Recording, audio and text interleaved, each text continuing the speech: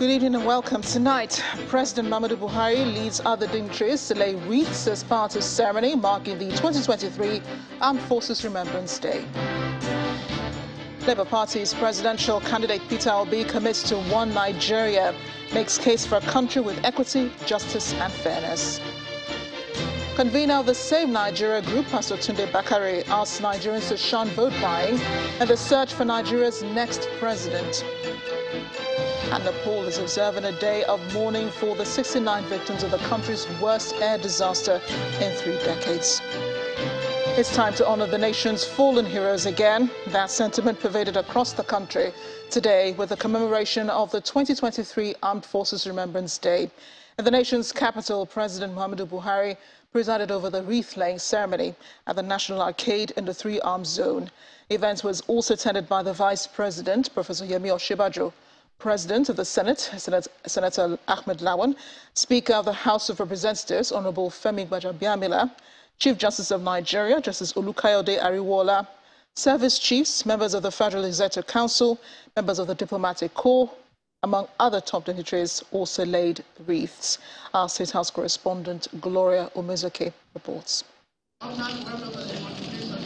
The Vice President, Professor Yemi Osinbajo, the President of the Senate, Ahmed Lawan, Speaker of the House of Representatives, Femi Gbajabiamila, members of Cabinet and the Diplomatic Corps, among other top dignitaries, arrived in National Arcade, Abuja, to commemorate the 2023 Armed Forces Remembrance Day wreath-laying ceremony. As is tradition, President Muhammadu Buhari arrives to preside over the solemn ceremony, which begins with an inspection of guards, accompanied by the Commander Guards Brigade. The annual event, which is a mark of honor, solidarity and respect, is in appreciation of the sacrifices of members of the armed forces of Nigeria. The significance of this event is further expressed in the prayers offered by both Christian and Muslim clergies. To our fallen heroes, grant eternal rest to them. Victory over our avowed enemies. Amen. Then the wreath-laying ceremony.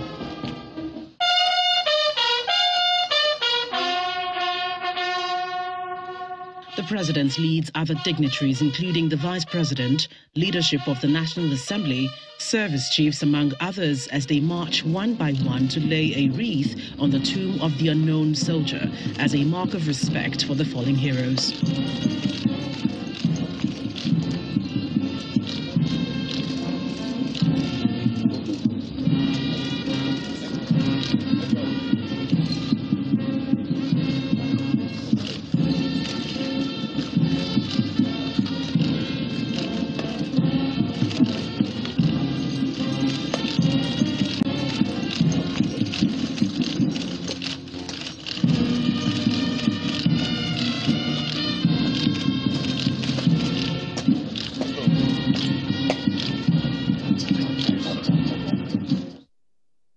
After a minute's silence, 3 volleys of 21-gun salute were fired. Accompanied by heads of various governments, military chiefs, as well as top government officials, the President signs the Anniversary Day Register. Moments after, the President released the White Pigeons, an act which connotes harmony. Chairs erupt as one of the birds perched on the head of one of the officers. The President receives a national salute.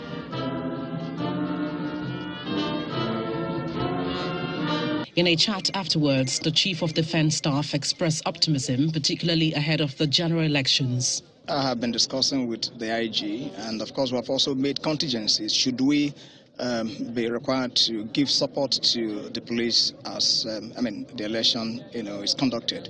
I think for Nigerians, you are well, rest assured that the armed forces remain solidly behind the police to be able to give them all the support that is required.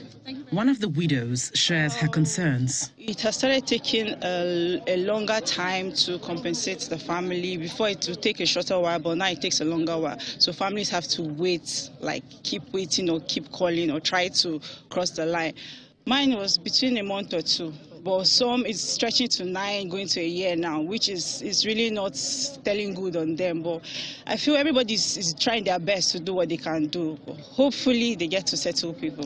A feeling of indebtedness to the entire armed forces and the Nigerian Legion is palpable here, but it transcends beyond all of these feelings to actual expectation that the government will prioritize the welfare of the Nigerian army and also look towards surmounting this critical issue of security in the nearest future. From the Eagle Square, Gloria Umezuki, Channels Television News. Staying with the Armed Forces Remembrance Day, governors in some northern states are recommitting to supporting security agencies and restoring peace in the region. The commitment was made by several state governors in the region as the various ceremonies to commemorate the 2023 Armed Forces Remembrance Day celebrations held. We begin with the Armed Forces Remembrance Day celebration in Katsina State. The state governor, Aminu Masari, has pledged to continue offering all necessary support to the Nigerian army in carrying out its duties. Governor Masari made the promise during the 2023 Armed Forces Remembrance Day celebration held at the Katsina People's Square in the state capital. In just 2 years, 30 soldiers from Katsina State have died in the fight against banditry. For the loved ones, we will continue to pray for you and also to offer all necessary assistance where possible. A nation like Nigeria that has come through thick and thin to be where we are here, we need at all times respect and appreciate the roles played by each and every one of us from whichever part of Nigeria they may come from. In Adamawa State, Governor Umaru Fintiri is calling on Nigerians to continue to pray for peace in the nation, drumming up support for widows and family members of servicemen and women who paid the supreme price while defending the unity of the country. He made the commitment at the Armed Forces Day celebration, which was held at the Mahmoud Ribadu Square in Yola, the state capital. We will continue to pray for the country. We will ask everybody to be on decks with all the leadership and all those that will conduct the election, particularly INEC, to be mindful of their responsibility and carry out their duty in a rightful manner that will ensure peace and progress of the country. Increasing its support for the Nigerian army to ensure enhanced security of lives and property, as well as defending the territorial integrity of the country, formed the basis of the speech given by the Taraba State Governor, represented by his deputy Haruna Manu, at the Armed Forces Remembrance Day celebration, which was held at the Joli Nyame Stadium in Jalingo, the state capital. According to him, the state government has secured a piece of land for the establishment of structures at the 6th Brigade Headquarters Office of the Nigerian Army in the state. And now you are able to sleep in Taraba, even in Jalingo here, the state capital. But before now, the situation wasn't like this. So we appreciate this, and I want to assure you that we'll continue to support them. Of course, we've been supporting them, you know, that logistically and materially and otherwise. Laying the wreath at the Zamfara Trade Fair Center in Zamfara State, Governor Bello Matawale described Nigeria's Armed Forces Remembrance Day as an opportunity to reflect on the commitment and dedication of the country's fallen heroes who gave their lives for the safety of their fellow countrymen. He notes that his administration has done well in the area of security and will continue to assist security agencies at all times. This event provides an avenue for individuals, groups, and other stakeholders to honor and assist our veterans who are still alive but are weak to earn a living. The occasion further reminds us for the need to carefully guide and the unity of our nation, which we won at a great cost.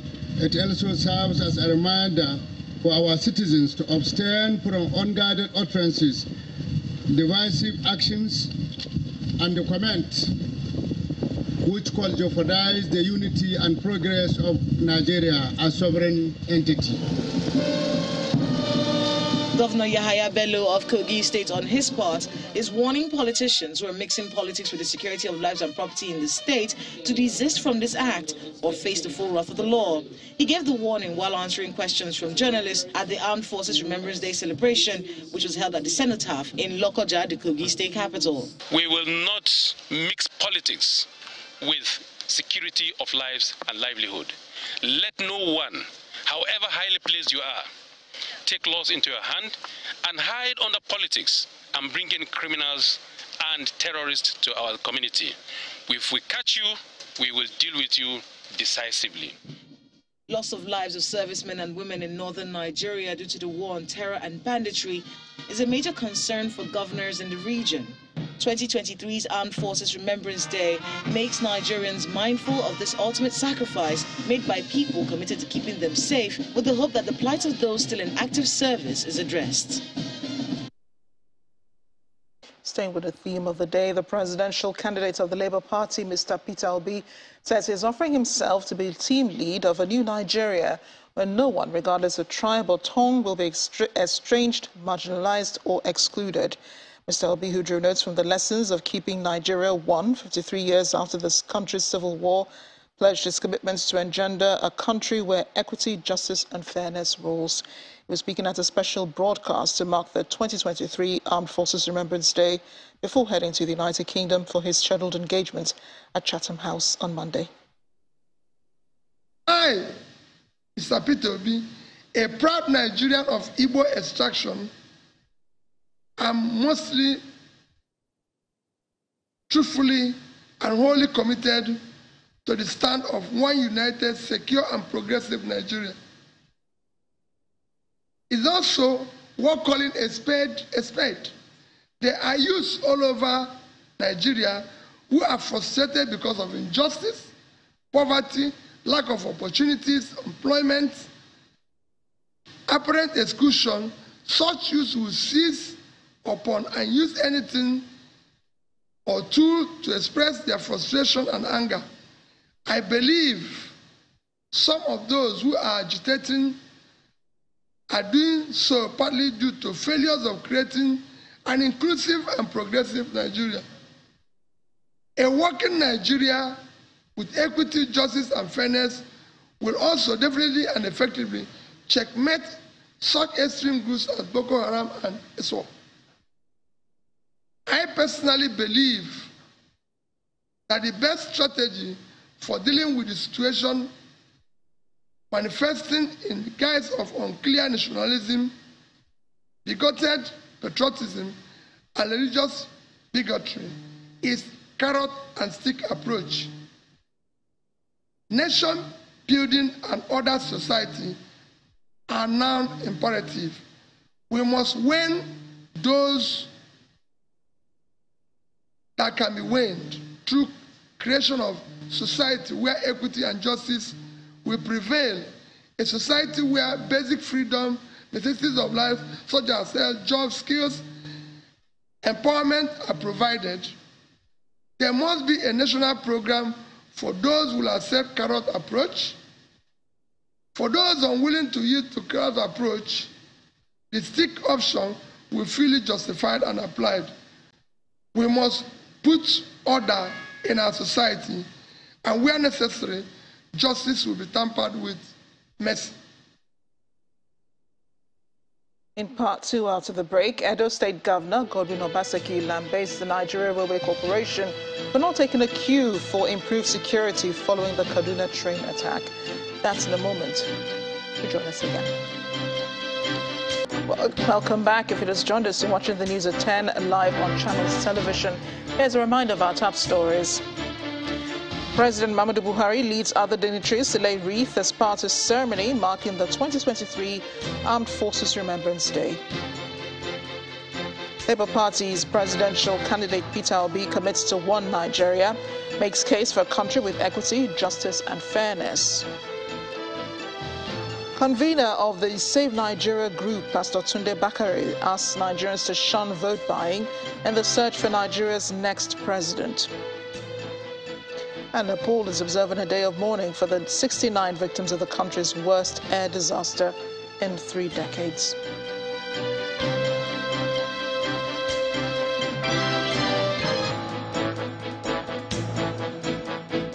Electoral matters now. Senior Advocate of Nigeria, Femi Falana, is asking Nigerians to consider character and capacity in their choice of the next Nigerian president. Mr. Falana says Nigerians should consider the 18 candidates who are contesting for the post critically and choose one who will meet the aspirations of the people. The legal luminary was speaking on Channels Television's political program, Sunday Politics.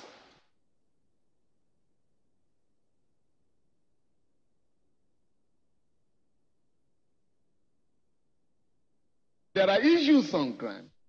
Who amongst them will address these issues? And we must compare them. We must not allow escapist campaign. We must get each of the politicians. How are you going to protect the rights of our people that are being violated so routinely? How are you going to address field queues all over the place? How are you going to address job unemployment? So we must ask them one by one, how will you remove 20 million children off the street? Because there are African countries like Rwanda today, where primary school children are learning how to use a computer, and you want to compete with them. So for me, these are the issues. I believe that the capacity of each of the candidates, the capability of each of the candidates will be determined by their readiness to address concrete issues.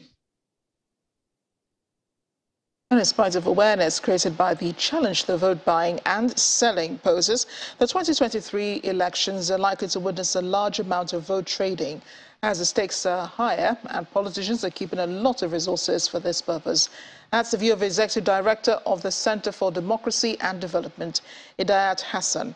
She told Channels Television's Ladi Akredole on our election issues and personalities tracking program, Roadmap 2023, that ethnicity is and will be an issue for the first time since 1979. The three major frontline ethnic groups have candidates contesting the poll. Since the 1979 elections, we have not had formidable candidates from the three frontline ethnic groups, except in these elections that we are having. So you have Hausa, Igbo, you have Yoruba or Hausa Fulani, and you have Yoruba. So this has further heightened the stakes along ethnic line. And one of the ways to win these elections will actually be to buy votes. Even check on media across. Previously, by now there will be adverts, like series and series and series of adverts on radio, on TV station, like 43 days or so to the elections. How many of such adverts are you finding? People are keeping their money to buy votes in this election. So what we will witness, what we have witnessed with the Osun elections, with votes in some polling units going for as much as 20,000, will actually be higher in these elections, where money will be playing a lot of role. So it seems people are just keeping the money and waiting till the last minute to buy the vote. But here it is actually a market, because it's not just somebody that is trying to forcing people to sell their votes. People are also willingly coming forward to say that we will not vote if our votes are not bought. The only thing is that with the young people, with the way they are galvanizing themselves to take part in these elections, it will still count, it will still decide, but we will still have some very good and positive case study to see that in certain areas, people rejected money and decided to vote their own way, which are positives we often look for during elections. You can watch the full interview with Idayat Hassan on Roadmap 2023. It airs tomorrow, Monday, January 16 at 9 p.m. right here on Channels Television. Meanwhile, ahead of the general election, the serving overseer of the Citadel Global Community Church, Pastor Tunde Bakare, is worried that most Nigerians are yet to decide on the kind of leaders they want. During his State of the Nation address at the church's auditorium in Lagos, Pastor Bakare advised Nigerians to look out for candidates who will offer the best guarantee of a Nigeria that works for all. He urged Nigerians to avoid politics of merchandise and entitlement, among other forms of bad politics. capable of further polarizing the nation. Here because God wants you to be here. In what has become a tradition, the serving overseer of the Citadel Global Community Church, Pastor Tunde Bakare, addresses Nigerians on the state of the nation. Let us salute these heroes who have put their lives on the line in the defense of our fatherland. While he pays tribute to Nigerian troops on the Armed Forces Remembrance Day, his broadcast is focused on the next big event that would define the future of Nigeria, the 2023 general elections. Let their ears be open. The purpose of his address is to equip Nigerians with tools to assess politicians who have offered themselves for elective positions, especially the presidency. The cleric advised Nigerians against patronizing bad forms of politics. When bad politics achieves its power-grabbing aim, its governance decisions and priorities are motivated by the desire to retain and consolidate power. Bad politics could take any of the following 10 forms. Politics of entitlement. This is the Milocon type of politics that insists on one's turn even if circumstances do not align. Politics of entitlement also manifests as perennial candidacy, not with the intent to serve, but to gratify long-term personal ambitions. It could also manifest as insistence on a given political office as a reward for what one considers a lifetime of sacrifice to the nation. The former presidential aspirant on the platform of All Progressives Congress urges Nigerians not to ignore the God factor during the general elections, adding that the country will experience a new chapter. Now is the time, and this is the moment for a new breed of leaders to emerge. A new breed of leaders that can reconcile past grievances, end marginalization, and give every constituent part of our nation a prominent seat at the table. A new breed of leaders that can shift our national focus from divisiveness of bad politics to those common grounds where politics cannot divide us. In spite of how the electioneering campaigns are being played out, Pastor Tunde Bakare predicts a good outcome of the 2023 elections. He says, no matter who wins, Nigeria remains the ultimate winner.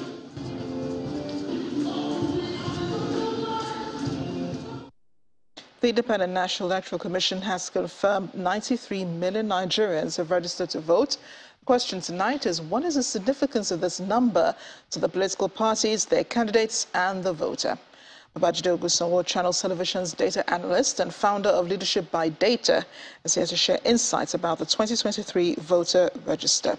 Babajide, great to see you, as always. Yeah, looks like we're joined on this news at 10 for life, aren't we? Yes, we are. Yes, we are. Always. Okay, so you have had a glimpse of the voter register, 93 million Nigerians. That's a huge number, and I would say a great appreciation from the last election. From your analysis, what's the most interesting insight you discovered so far? So first, it's interesting we're talking about the voter register on the same day that we have the Armed Forces and Remembrance Day. So I'd like to start from that perspective, and especially if we listen to what the Chief of Defense Staff, General Lucky Rabo, said. He said, Nigeria, without its armed forces, is like a gun without its bullets. With respect to the voter database, I also agree with those that say a Nigerian without his PVC is like a dog without its back. Here are the facts. Pick up the database, the new database from INEC, and I'll read out some names that I found. Ola, Mohammed, Obina, Idayat, Ronke, Gideon, Musa. Listen to what I'm about to tell you. Amrachi, 9 out of every 10 names that are currently on this database were on the database in 2019. I'll repeat that again.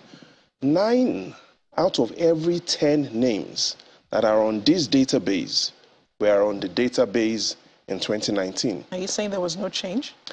Very insignificant. In other words, those that determined the fate of the APC, PDP, and Labour Party in 2019 will be the ones that will also determine what will happen to the APC, PDP, and Labour Party. You know, It was the Hebrew prophet Jeremiah, and if you pick up the Bible in Jeremiah 11:23, if I'm right, he asked the question, can a leopard change its skin? And similar, the Imam al-Bukhari, he also asked the similar question, how easy will it be for people to change their minds? Again, 9 out of every 10 names that are on this database were on the database in 2019. What are you not saying? The facts are, there are 3 questions Nigerians really want to know. The first is, who are those that have recently registered? Where are they? And what will happen in next month's election? So let's take a look at who are those 9.3 million. Yes, we say it's a bit insignificant, but let's really look at who are those 9.3 million Nigerians, because these elections might be close. 93 million, actually, not 9.3. 93 million, but approximately less than 10 million people have registered in the last 4 years. Here are the facts. 3.7 million are students. We have 1.6 million people that have registered, business persons, housewives. Over 1 million housewives have registered in the last 4 years. And we see that between students and farmers to fishermen, those are the 4 groups where we have over 1 million people that have registered, that have joined this database in the last 4 years. So we see that students within the last 4 years still represent the largest block of those that are prepared to vote. But you know, preparation and determination are 2 different things. Yes, the voter register shows us those that are prepared to vote. Those that are determined to vote is the permanent voter cards that will let us know. And we expect that before the elections, the INEC will release that information too. Yeah, it's also important to note whether they will be capable to vote. Hopefully schools will still be in session during those times so the students can vote. So that, because students really students have shown, based on the data that INEC has released, make up the big part of it. But another thing we should look at, Amarachi, is to look at, where are these new voters? Which regions do these new voters really come from? And if we focus on the 6 regions, the first region that has had the most number of first-time voters, that will have the most number of first-time voters, is the Northwest. So out of the 9 million newly registered, the Northwest has 2 million voters. Now let's look at what's happening in the Southwest. 1.6 million voters. Lagos, Oyo, Ogun account for the majority of those votes, of those newly registered to vote. But what's interesting there is we see in Lagos, the governor is the first-time governor, Oyo and Ogun as well. Let's look at... If the producer could just put up the slide so that we can actually see, there they are. Yep. In the South-South, we have 1.59 million people that have registered. Delta, Rivers, and Edo accounts for more than half of those that have recently registered. Why that is interesting is, across these 3 states that have the most number of newly registered voters, each of these governors are second-time governors. So it will be interesting to know what these new voters really will want to do. Let's take a look at the 2 last regions, the Northeast and the Southeast. In the Northeast, we've seen 1.2 million newly registered voters. More than half of these voters are in 3 states in the Northeast: Bauchi, Taraba, and Adamawa. Currently, Bauchi, Adamawa, and Taraba states are governed by PDP governors. Gives you an inclination of what may happen in the Northeast. Finally, the Southeast. That is the only zone that we've seen less than 1 million registered voters. According to the INEX data, 850,000 people have registered. Additional 850,000 people have registered. Anambra, Abia, and Enugu states accounts for more than half of these first-time voters. So in all, we've seen that the Northwest comes tops when it comes to newly registered voters, what we call first-time voters, followed by the North Central, and number 3 is the Southwest. So it'll be interesting to see what really goes on. But here's what people are saying. Yes, we know where they are. We've seen who they are. Perhaps the final thing we should look at is, will this data tell us anything about what could happen next month? Well, you could tell us. We could look at the insights. You could tell us from the data. Yeah, from the data. What the data really shows is, for political parties that are serious, the data allows them to better plan their strategies. It allows us to identify opportunities. For instance, from the data, we can see that across APC's 21 states that it currently governs, 5.3 million newly registered people are in those regions. Those 21 states that the APC governs, 5.3 million people are first-time voters there. We see within the PDP-governed states, 3.6 million people have newly registered. In Abga and Anambra, we've seen 208,000 people that have registered in the last 4 years. And in Abuja, 225,000 people have registered. Across all this data, the insight and the most significant thing is the political parties now can rely on data to plan their campaign instead of relying on what they had done before, violence, to plan their campaign. In the final analysis, remember how we started? Yeah, I wish they'd seen, this discussion before starting off their campaigns. Would have been pretty helpful, I guess. But again, let's not forget, 9 out of every 10 names that are on this database were on the 2019 database. So the question we should ask ourselves tonight is, will the leopard change its skin? Well, food for thought, Babajide. Thank you so much for these data and for the interpretation. I'll see you again next week, I suppose. Definitely. We're back to the Armed Forces Remembrance Day celebrations. This time across southern states, governors marked the day with calls for improved welfare for families of the nation's fallen heroes.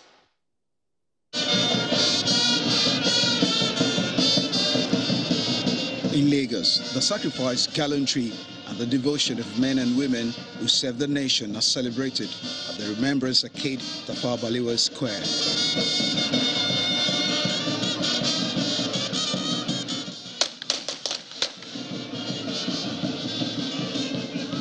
Then the laying of wreath, representing a circle of eternal life. An emotional day for some family members of fallen heroes as they pay respect to their loved ones. Governor Babajide Sanwo-Olu was represented by his deputy, Obafemi Hamzat.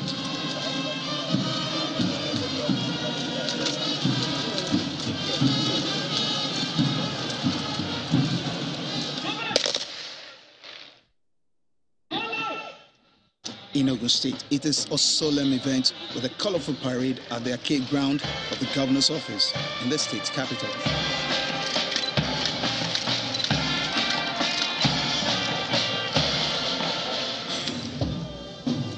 For the Oyo State Governor Seyi Makinde, it is time to reflect on the state of the nation. The governor wants security agencies in the country to remain professional and neutral in the coming elections.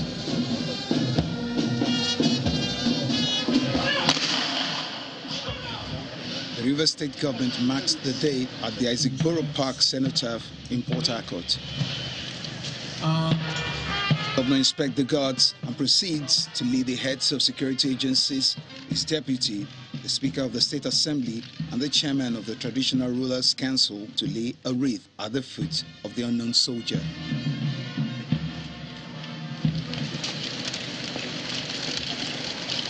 The remains of the peoples signify peace and prosperity. In Akwa Ibom, guest chairs rounds of shots are fired into the air in honor of the fallen heroes.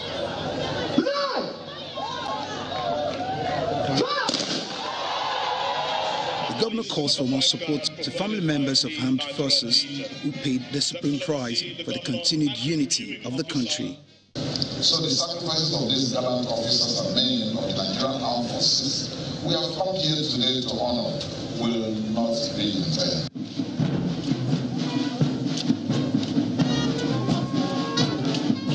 In Bayelsa State, the governor joined the march parade to inspect the guards. 21 gun salutes and other solemn ceremony actions are performed.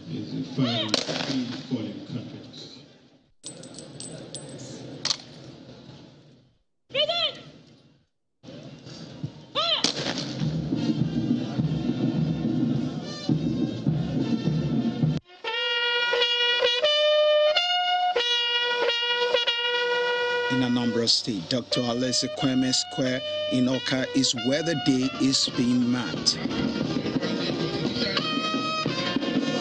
The governor says the day calls for sober reflections. At this moment, let me on behalf of the good people of Anambra State, pay special tribute to all those who have lost their lives in the determined fight to eliminate criminality in our state. May their souls rest in peace. It appears like a low-key ceremony here in Imo State, as the governor urges the National Assembly to pass a law for the establishment of National Armed Forces Dedicated Trust Fund to ensure improved welfare for veterans and families of fallen heroes. If the legislation is in place, the federal, state and local governments, as well as corporate organizations, each will contribute some percentage of their funds and resources to this fund. In Enugu, family members of fallen heroes and government officials gather at the Michael Okpara Square to pay glowing tributes to the sacrifices of ex-servicemen who laid down their lives for the safety and security of the nation.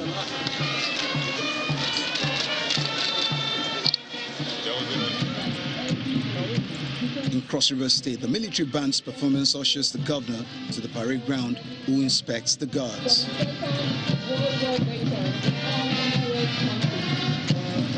The sounds at the venue go from the traditional gun salute to the beagle.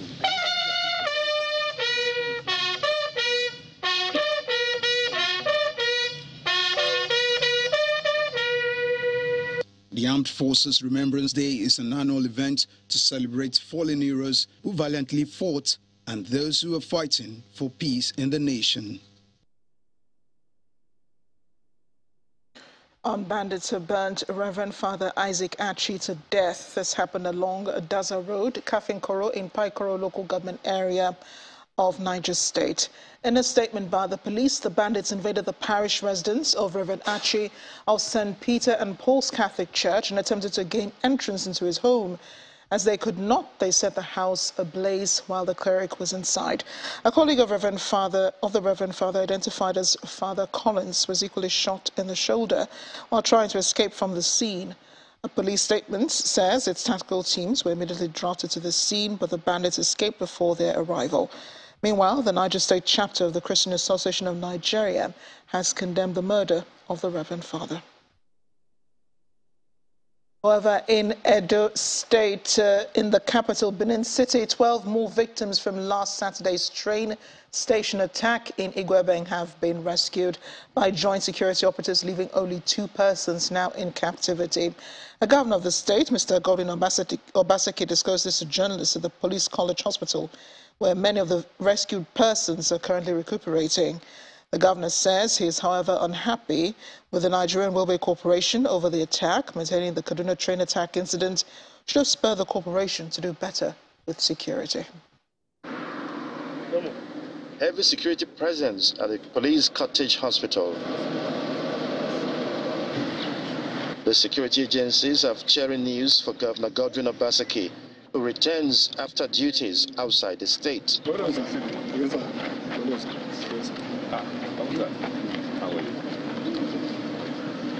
Another joint security operations leads to the rescue of 12 victims of the Igwebe train station attack. Mr. Baseke moves round to sympathize with the victims who are still recovering from the trauma of the attack.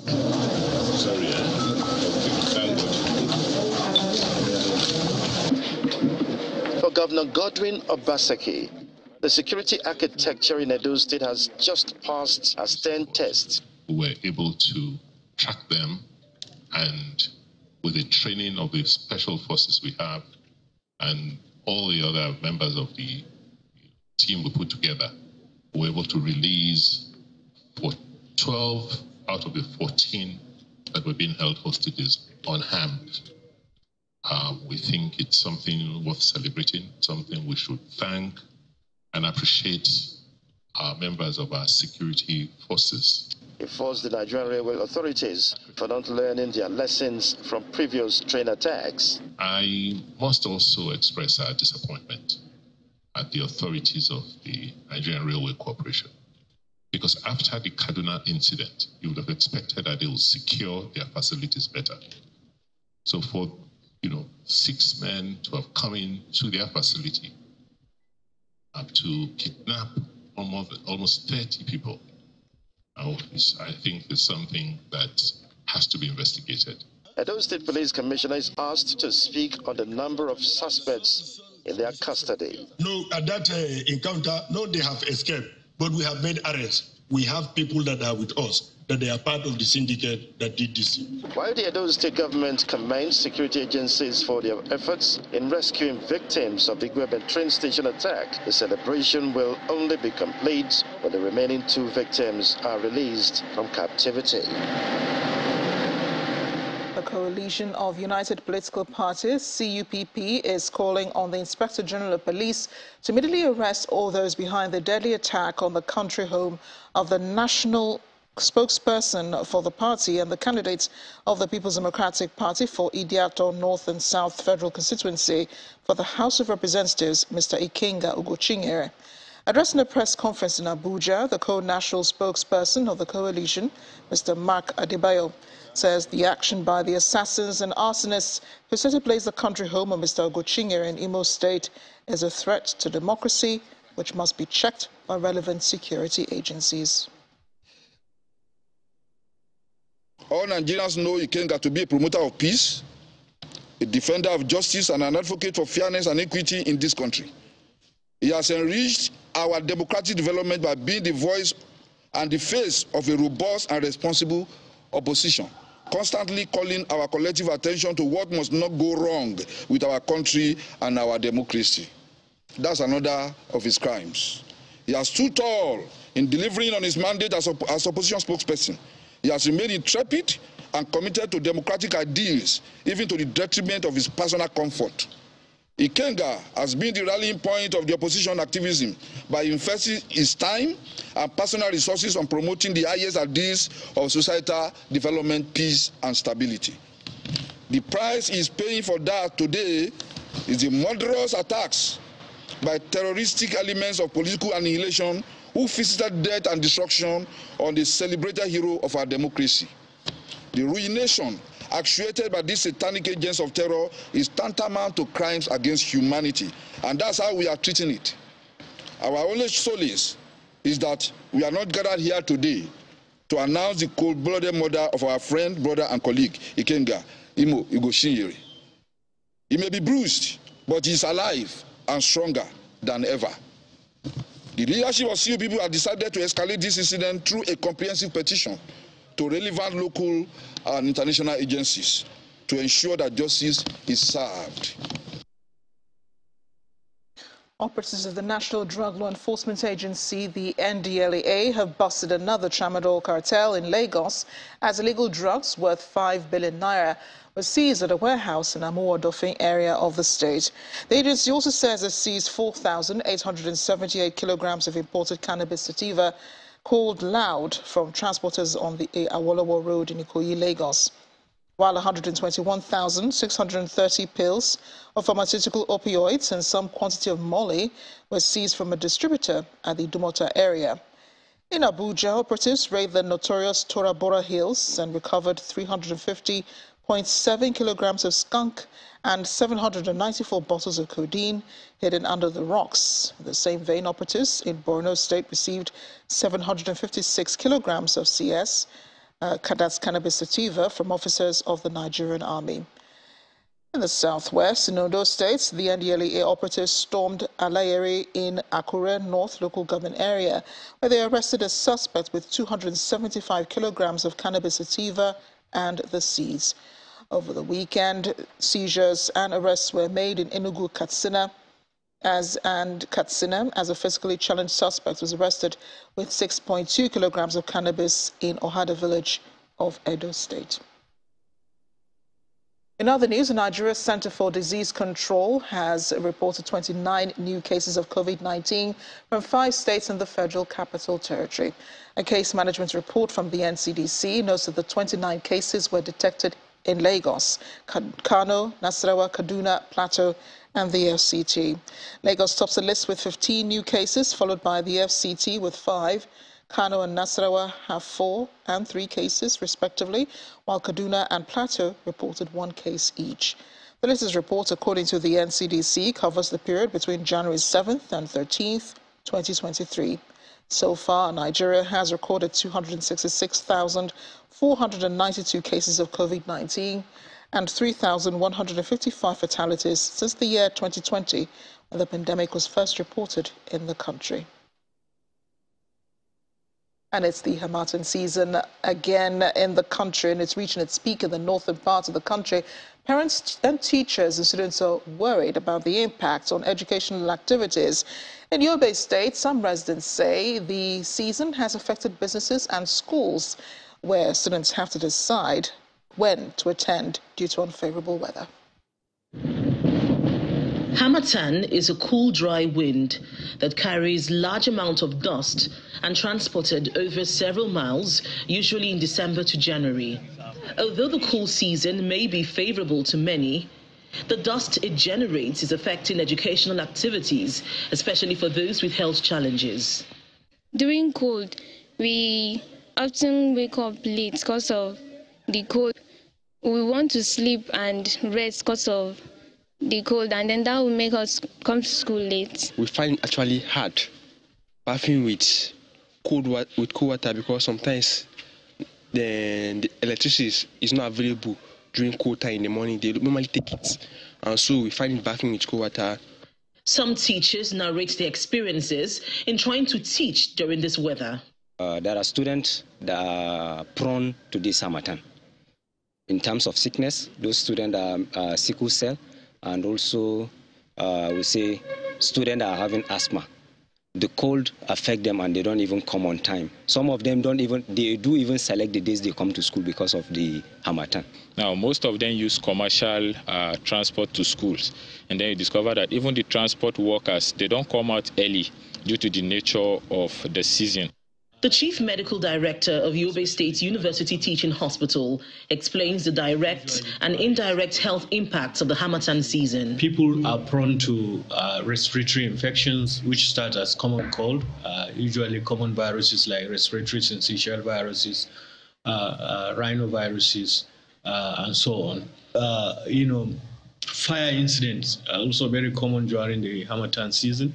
Cases of burns, especially in children and toddlers, or children that have just started crawling. If mothers are a bit careless and then they are boiling water or they leave hot water, unattended to, or at a very, very, vulnerable place, a child could reach that and could burn itself.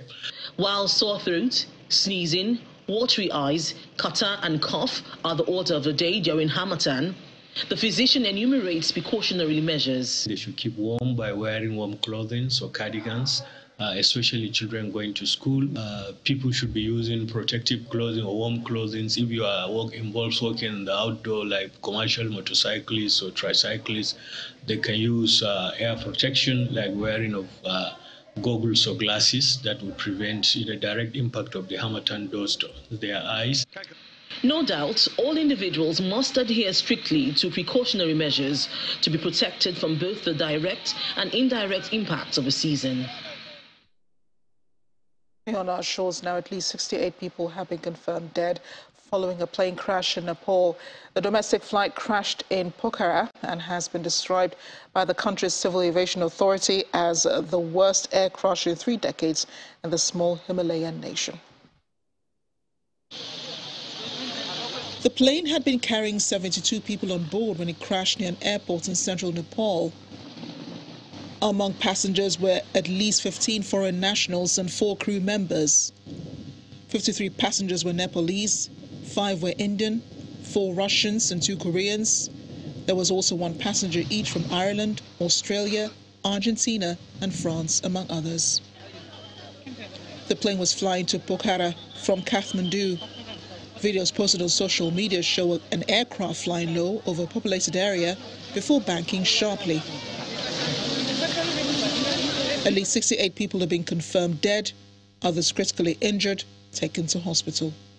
Flight tracking website Flight Radar 24 said the 15-year-old twin-engine ATR 72 stopped transmitting position data at around 5 in the morning, and the last signal from the aircraft was received at least 10 minutes later.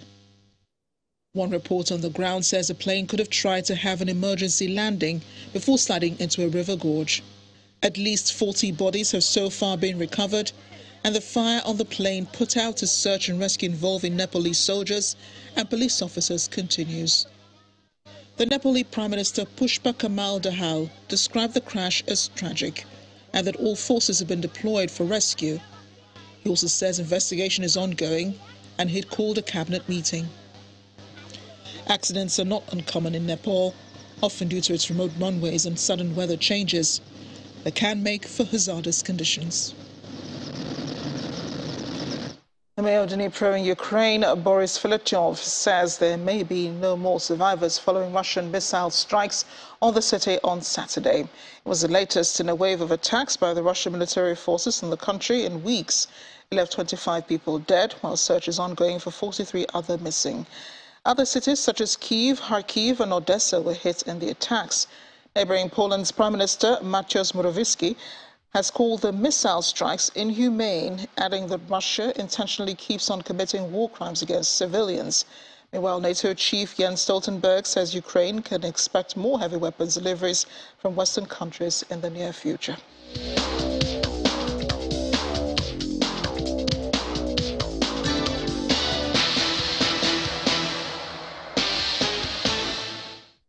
In sports news, Shooting Stars of Ibadan forced hosts and group opponent Plateau United to a 3-3 draw in match day 1 of the Nigeria Professional Football League abridged season at the new Jos Stadium earlier this evening. In Ilorin, Kwara United and Gobe United settled for a goalless draw, while Remo Stars opened their campaign with a 2-1 win against visiting El Kanemi Warriors of Ikene in Ogun State. In Group B, reigning champions Rivers United kick-started their title intent with a 2-1 win against Lobi Stars in Port Harcourt. Abia Warriors picked an impressive away win in Enugu, beating host Rangers International 2-0. Newly promoted side Bayelsa United and Dakada FC played a 1-0 draw, while Niger Tornadoes recorded their second away win in Group B, stunning hosts Wiki Tourists 2-1. Arsenal power to their first Premier League win at Tottenham in 9 years as the leaders took advantage of Hugo Lloris's blunder to seal a 2-0 victory in a North London derby earlier this evening. Mikel Arteta's side were gifted the lead by Tottenham goalkeeper Lloris, who pushed Bukayo Saka's cross into his own net early in the first half. Martin Odegaard added Arsenal's second goal with a superb long-range strike before the interval. Earlier, Kai Havertz scored the winner for Chelsea with a towering second-half header as the Blues edged Crystal Palace by a lone goal at Stamford Bridge. Substitute Alexander Isak grabbed Newcastle a late 1-0 victory against Fulham at St James's Park. Chelsea have announced Ukraine international Mikhailo Mudryk as their 5th signing of the January transfer window earlier today, after the winger completed an 8.5-year deal at Stamford Bridge for a fee that could rise to €100 million. Mudryk, who was named Shakhtar's Player of the Year for a second year in a row, caught the eye with his performances in the Champions League group stage, where he scored 3 goals and grabbed 2 assists. He will reinforce Chelsea's attack after Graham Potter lost forwards Christian Pulisic and Raheem Sterling to injury.